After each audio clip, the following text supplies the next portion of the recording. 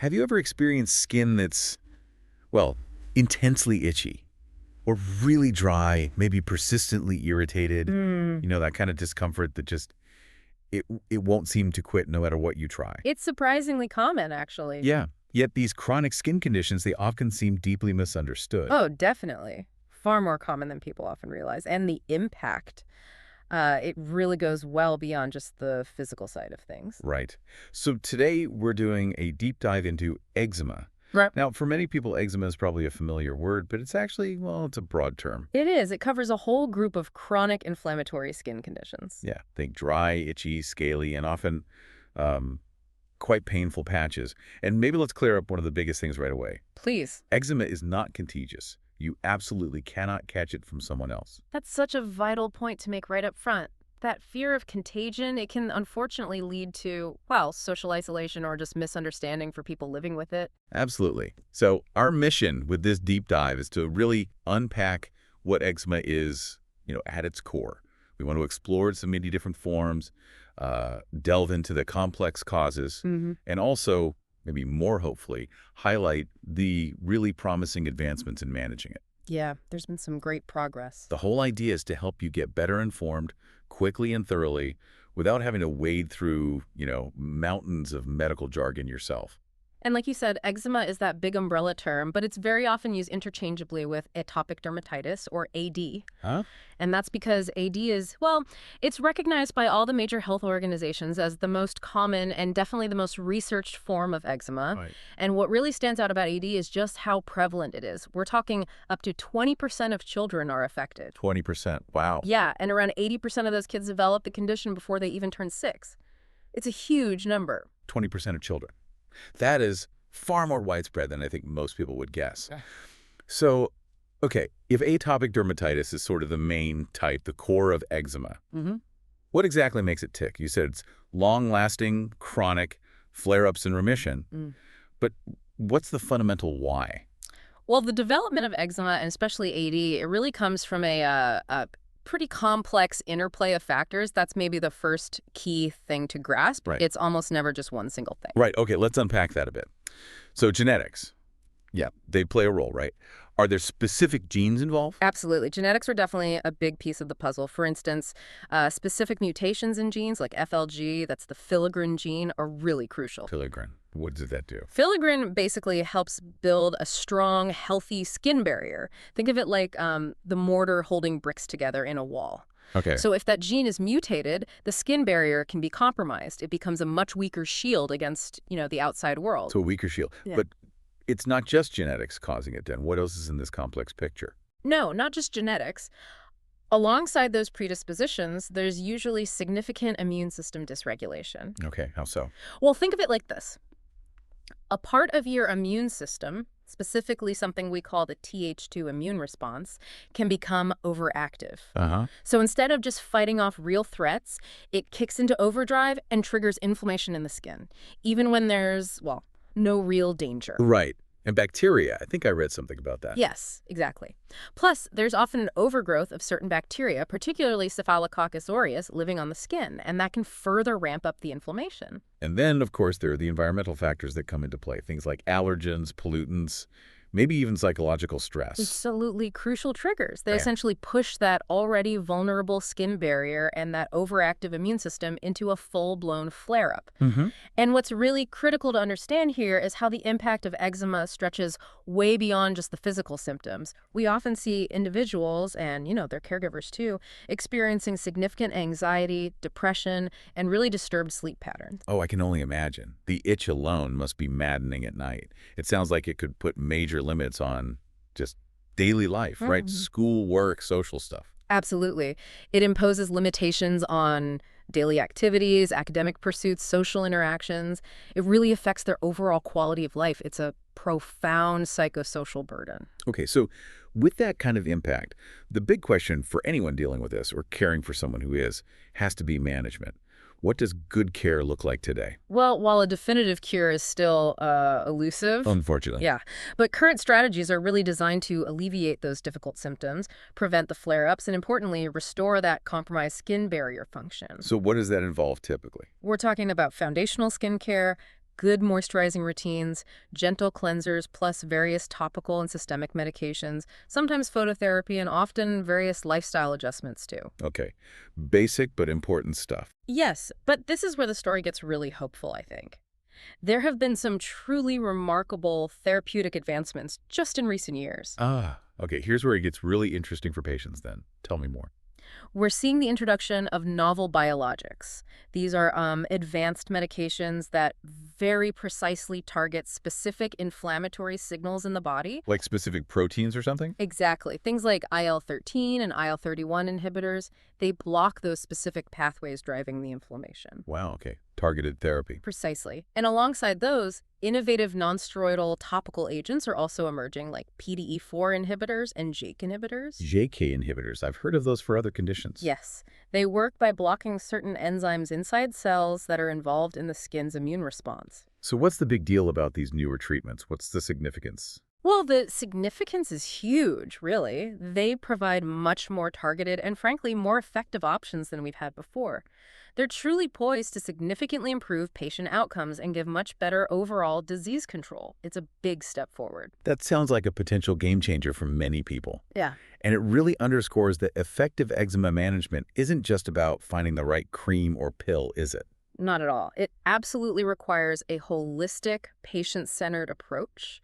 You need to seamlessly integrate these advanced medical treatments with comprehensive psychosocial support as well, addressing the whole person. Right, the anxiety of the sleep issues we mentioned. Exactly, and that's why continued, dedicated research into the intricate pathophysiology of eczema, basically, understanding exactly how the disease works on a biological level is just paramount. Yeah. It's the only way we'll develop even more personalized therapeutic interventions down the road. That makes complete sense. Okay, so we focus quite a bit on atopic dermatitis, AD, as the most common type. But you highlighted earlier, eczema isn't just one thing, is it? Not at all. It's a whole spectrum of conditions. So maybe let's pull back the curtain now on some of these other distinct types. Because understanding the differences must be fundamental for getting the right diagnosis and, well, the right treatment plan. Absolutely fundamental. Each type, while maybe sharing some common features like inflammation or itch, often has its own unique characteristics and, importantly, its own triggers. Okay, where should we start? How about contact dermatitis? Good place to start. The cause here is pretty direct. It's a reaction of the skin to substances it actually encounters, things it touches. And there are two types of that, right? That's right. You've got allergic contact dermatitis. That's where your immune system reacts to something. It decides, it doesn't like think nickel and jewelry, maybe certain chemicals in latex, poison ivy. Okay, an allergic reaction. Then there's irritant contact dermatitis. Here, a chemical or substance, maybe a harsh detergent or a solvent, directly damages the skin just by being in contact with it. It doesn't necessarily involve a specific allergic immune response. Got it. So what does contact dermatitis look like? What are the symptoms? Well, intense itching is common, and skin discoloration, this is important. It can look red, pink, or magenta on lighter skin tones, but it might appear brown, purple, or even gray on darker skin, so the appearance varies. That's a really key point for diagnosis. What else? You might also get burning or stinging sensations, sometimes hives, even fluid-filled blisters. And here's something interesting. The symptoms might not show up right away. They can sometimes take up to 48 hours to fully manifest after you've touched the trigger. Wow, 48 hours. That could make it tricky to figure out the cause. It can. And the common culprits are everywhere. Household detergents, bleach, jewelry metals like nickel, latex, paints, poison ivy, of course. Yeah. Even some skincare products, soaps, perfumes, solvents. Even tobacco smoke can trigger it in some people. Okay. So that's contact dermatitis. What's next? Dishydrotic eczema, sometimes called pompholyx. Yes, pompholyx. The really distinctive feature here is the eruption of small, intensely itchy, fluid-filled blisters. Where do those usually show up? Primarily on the hands and feet. So fingers, toes, palms, soles. And are they just itchy? They can be quite painful too, actually, and often the affected skin will crack and flake quite a bit as those blisters heal. Ouch. How long does that usually last? The symptoms can persist for maybe 2 to 3 weeks per flare-up. And what sort of things contribute to getting this type? Well, allergies can play a role. Also, things like having persistently damp hands or feet, exposure to certain metals, nickel again, but also cobalt or chromium salts, and like many types, psychological stress or even using tobacco products can be factors. Okay. Then there's neurodermatitis, also called lichen simplex chronicus. Yes, this type usually presents as just one or maybe two intensely itchy, very localized patches of skin. Localized, okay.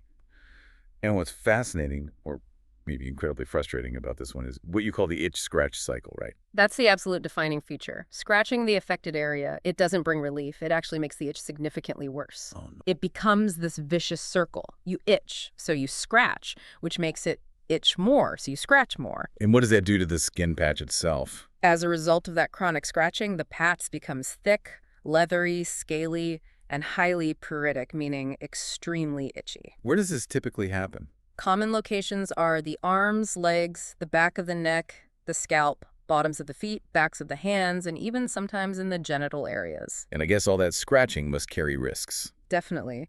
Prolonged, habitual scratching can easily lead to skin breakdown, bleeding, and a much higher risk of getting secondary infections. Right, right.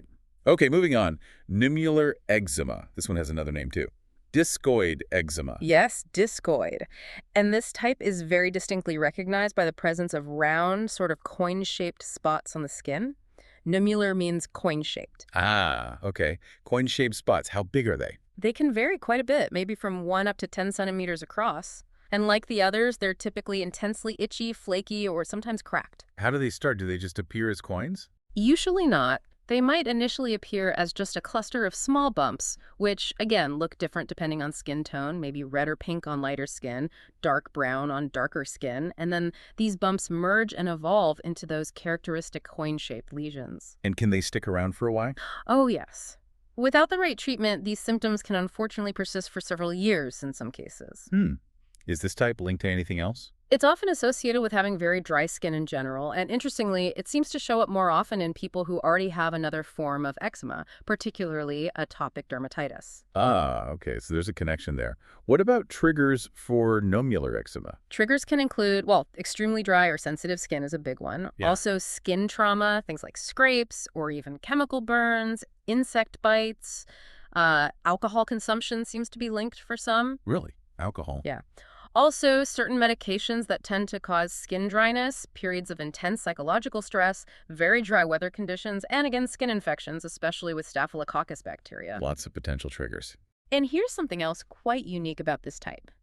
It shows what doctors call a bimodal age distribution. Bimodal, meaning two peaks. Exactly. It predominantly affects women who are typically between 15 and 25 years old, Okay. and men who are usually between 50 and 65 years old. And overall, males seem to experience it a bit more frequently than females. Women young, men older. That's a unique pattern. Interesting. Okay, next up, seborrheic dermatitis. This is the one people often call scalp eczema, right? That's right. Although it's not only on the scalp, it typically affects areas that are rich in sebaceous glands. Those are your oil glands. So like the scalp, hairline, where else? Upper back, sides of the nose, the eyebrows, ears, sometimes the groin area too. And this is the one that looks different in babies versus adults. Yes, in infants, it's very commonly known as cradle cap. Right. And the good news there is it generally resolves on its own and doesn't tend to come back. Phew. However, in teens and adults, it tends to be more of an ongoing chronic issue that often needs managing over the long term. And what are the symptoms? Dandruff is the classic one. Yes, you get scaly, often oily or greasy patches that produce those telltale dandruff-like flakes. And again, the appearance can vary with skin tone. The patches or flakes might look darker than the surrounding skin in darker complexions or lighter in lighter skin tones. What causes seborrheic dermatitis? Is it just oily skin? It's believed to involve a combination of factors. Environmental and genetics seem to play a role. Often, triggers like stress or illness can provoke inflammation, and this leads to an overproduction of skin oil, sebum, and also an excessive growth of a common type of yeast called Malassezia. This yeast lives naturally on everyone's skin, but in people with seborrheic dermatitis, the skin seems to overreact to it. Interesting. Yeast. Are there other triggers besides stress and illness? Yes, hormonal fluctuations can trigger it. Using harsh detergents or soaps, Cold, dry weather conditions often make it worse. Certain medical conditions are linked too, like Parkinson's disease, psoriasis, HIV, even severe acne. And specific medications like interferon or lithium can sometimes trigger it or make it flare up. Okay, a lot going on there too. Right, last one on our list, stasis dermatitis.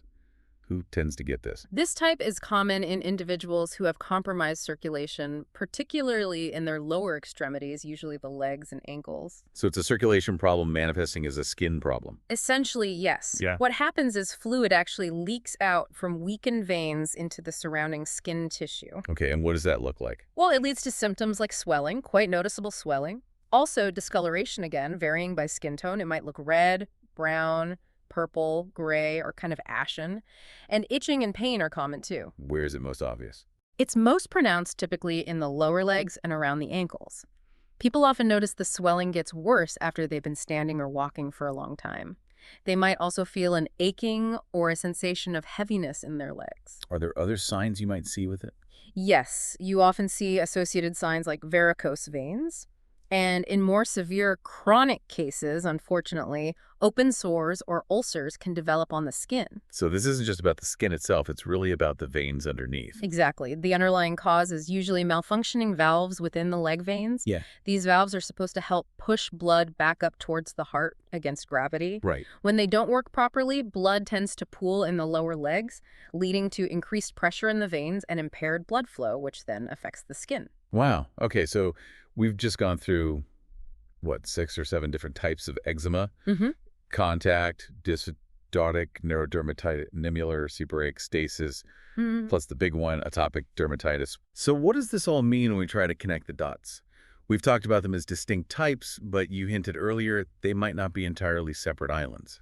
That's a really crucial takeaway, I think. They are not entirely isolated entities. How so?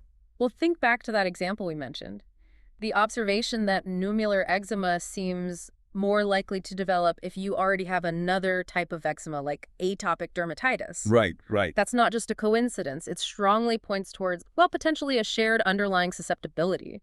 Or maybe even a kind of cascading effect, where having one type of skin barrier dysfunction or a certain pattern of immune response makes you more prone to developing others down the line. Ah, I see. So this interconnectedness, it really highlights the complexity of eczema as more of a disease spectrum, maybe, rather than just a collection of totally separate conditions. Exactly.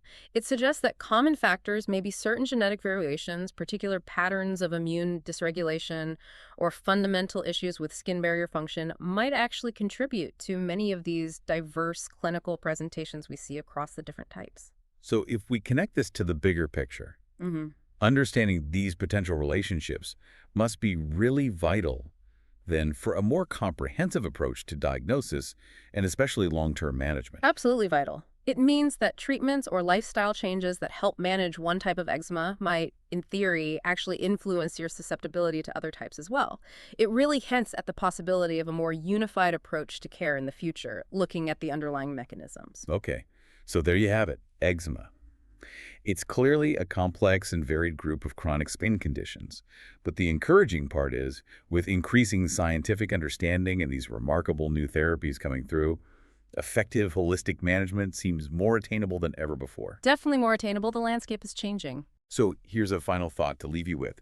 Considering that interconnectedness we just discussed, where having one type of eczema might actually predispose you to another, how might future breakthroughs evolve? Could they focus not just on treating the symptoms of individual eczema types, but maybe on addressing those underlying common susceptibilities? Could we potentially prevent or broadly mitigate eczema across its many forms? That's the big question, isn't it? Yeah. What questions does this raise for you about the future of personalized medicine when it comes to chronic conditions like these? Something to think about.